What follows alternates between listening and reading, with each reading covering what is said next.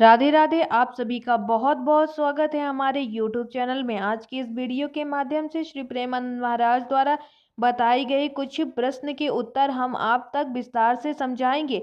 आपको बता दें, महाराज जी से कई भक्त प्रश्न करते हैं जिसका महाराज जी काफी सरल रूप से उत्तर देते हैं। वही प्रश्न के उत्तर आपको हम विस्तार से समझाएंगे जो कि महाराज जी ने बताया है। आपको बता दें, किसी भक्त ने पूछा कि आजकल ऑफिस आ आजकल ऑफिस ऑफिस बाहर बाहर के विचार ठीक नहीं है, तो उसमें हम भजन कैसे करें। जब भी हम ऑफिस जाते हैं, कुछ ऐसा काम करते हैं, उसका माहौल बिल्कुल भी ठीक नहीं है, उस पर हम भजन कैसे करें। बता दें महाराज जी, राधे राधे। महाराज जी आजकल के माहौल में काम करने की वजह से आहार जहाँ काम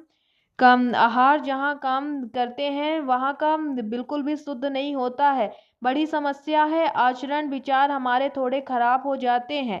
आपको बता दें, सबके सबके लिए सामान्य है, क्योंकि प्राय कोई नौकरी करता है, कोई व्यापार करता है विभिन्न प्रकार से, तो देश विदेश जाना होता है, प्रदेश दूसरे प्रदेश जाना होता है, और की होटलों में हमें रुकना पड़ता है। कैसी बहुत ही अपवित्रता है।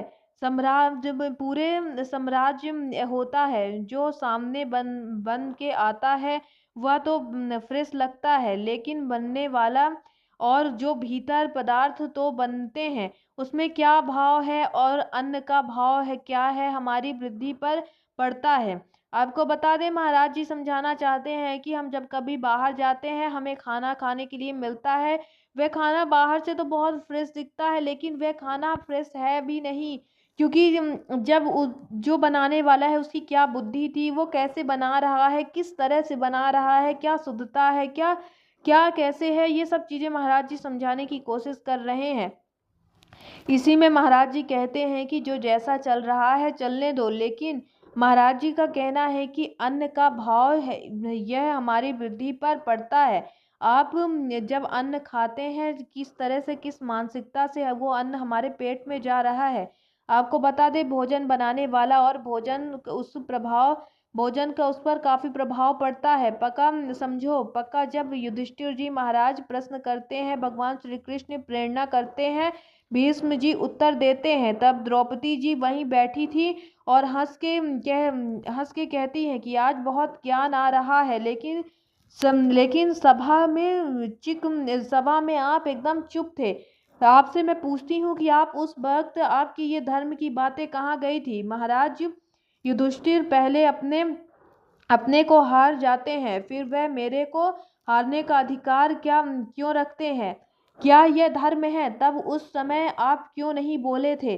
तो उसे उसे कहाँ उस पापी दुर्योधन का अन्न खाया था। जी हाँ दोस्तों, आपने बिल्कुल ही ठीक सुना है। जहाँ पे भीष्म जी कहते हैं कि उस पल मैंने उस पापी दुर्योधन का अन्न खाया था, और अन्न का सच में बहुत ज्यादा हमारे दिमाग पर असर पड़ता है, इसीलिए मैं बोल नहीं पाया। 6 महीने हो गए हैं बाणों की नोक पर पड़े हुए, तो सारा खून बह गया। अब हमारी बुद्धि पवित्र है। जो प्रश्न करो उसका उत्तर ले लो। तो यह बात समझो, भीष्म जैसे महापुरुष, दुर्योधन अधर्म युक्त वृत्ति वाला, जो उसका प्रभाव पड़ सकता है, तो हम तो कितने छोटे एक मनुष्य हैं। हमें भोजन पर तो बड़ी समस्या है, कि बहुत समस्या है, बहुत ही समस्या है, क्योंकि व्यापार नौकरी पेशा वाले अब कई कई दिनों बाहर रहते हैं, उनको होटलों का खाना खाना पड़ता है। उन्हें समझ नहीं आता कि वे अपने जीवन को कैसे सब कुछ रखें। लेकिन आपको बता दें कि प्याज लहसुन, बस से ये नहीं कि आपने प्याज लहसुन खा लिया उससे हमारा पूरा सब कुछ खराब हो गया है। प्याज लहसुन बस से चीज़ें नहीं खराब होती हैं। जिस तरह से आलू लगता है, जिस तरह से आलू उगता है, जिस तरह से और चीजें उगती हैं, उसी तरह से प्याज लहसुन भी उगता है जमीन पर। उन्हें खाने से कोई पाप नहीं लग सकता है। एक आप गृहस्थ जीवन में जी रहे हैं, इसलिए आपको वो सब खाने की मना नहीं की गई है। साधु संत को अवश्य ये नहीं खाना चाहिए, लेकिन आपको बता दें कि अगर आप जिस तरह भी खाते हैं, आपका असर तो पड़ता है, लेकिन आपको हर पल नाम जप करने की आवश्यकता है। आप अगर आप नाम जप करते हुए उस भोजन को भगवान को अर्पित करेंगे कि हम ये खाना भगवान को अपने मन में ही बोलें कि हम ये भगवान को अर्पित कर रहे हैं, तो वो पवित्र हो जाएगा। आप ये अवश्य करें। जब तक आप ये नहीं करेंगे तो आपका मन शुद्ध नहीं होगा, आपका मन भजन में नहीं लगेगा।